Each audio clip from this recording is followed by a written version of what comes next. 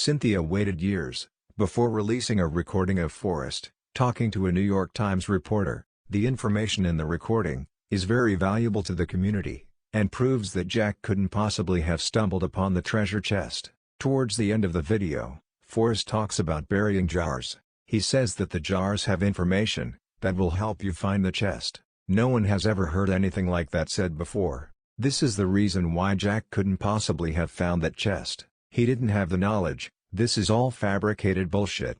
People who understand the double omegas understand that Jack couldn't have found the chest through the process he describes in Daniel Barbarazzi's book. The chase was basically an Easter egg hunt, with buried jars throughout the Rocky Mountains. Let's listen to an audio recording as Forrest talks about the jars.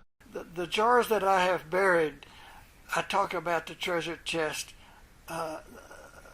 So if you can find a jar, it'll help you. But I hate to say that I enjoy the subterfuge of what I've done, because that's misleading, but to illustrate it, I don't know how to illustrate it, except that I like to do things that are unexpected. And I've had a lot of people undo this jar and put it, they don't know that deep in my mind someplace I enjoy. They asked a comedian one time, said, what is funny? And the guy said, surprise. And I thought that was a really good comment. Sure, surprise is what makes everything work. In the end, because of pressure from his family and searchers dying, Forrest had it retrieved. The 9-mile hole bullshit is just to satisfy the public. You can't lie to the public and rewrite history. The jars are living proof of that. Jack did not solve and find the treasure chest in the original spot it was hidden. The chest was moved to Yellowstone. Very few people understand the meaning of the double omegas, which is 2 endings, one in New Mexico, the other in Wyoming. Pam Shetron could prove all of this stuff is a lie by coming forward and releasing the email exchange that she's holding back. Some people might believe Jack is fake and that the 9-mile hole location is real. This is not the case. The entire story is fabricated. It's a conspiracy cover-up. The definition of escape is to slip away. Let's listen to audio recordings as Forrest asks Dale how he can escape. It was fun to begin with, but I'm trying to figure out now how I can get out. Tell me what I can do. How can I get out now? One of the really big things in the White House and the Pentagon is, what is our degree of deniability? If this doesn't work, how do we get out? Before we decide we're going to do it, let's figure out how we can get out of it if it doesn't work. Mm-hmm. And that was a big thing.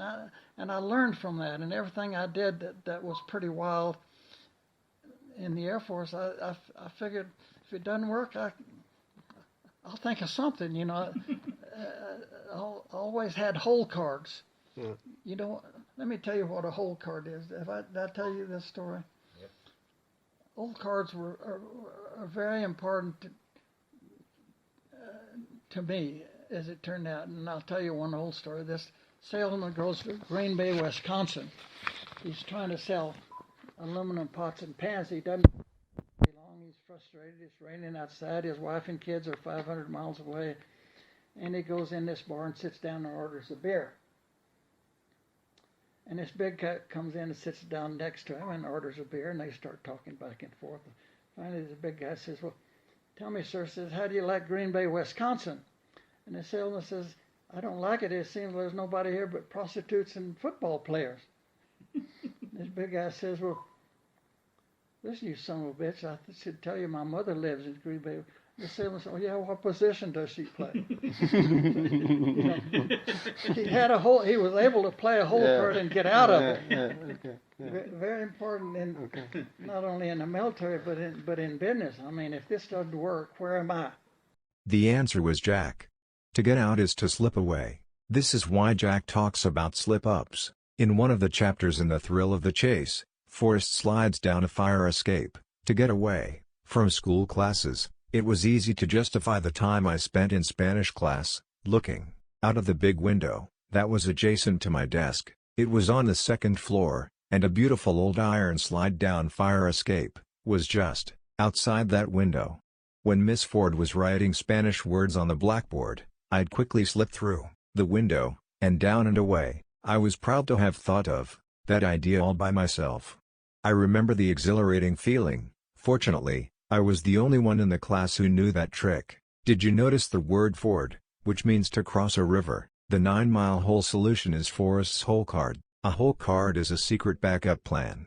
Here is the definition of a hole card from the dictionary: a thing that is kept secret until it can be used to one's own advantage, something that is held in reserve, especially for use at a strategic moment. 9-mile hole is an alternative ending to the chase. The auction website says the chest was moved from its original location. That mirrors what Forrest said in the find announcement on June 6 of 2020. The treasure had not moved from the original spot, where I hid it, in more than 10 years. Knowledge is key. Without knowledge, a person doesn't know where to begin the chase. The jars contain that knowledge. I can keep my secret where? If you put something in a sealed jar, you've canned it. The poem reads, "If you are brave and in the wood, I give you the beginning to the chase." Jack wouldn't have known where to begin without the knowledge of those jars. The entire story about Jack is fabricated bullshit, and the community should be outraged.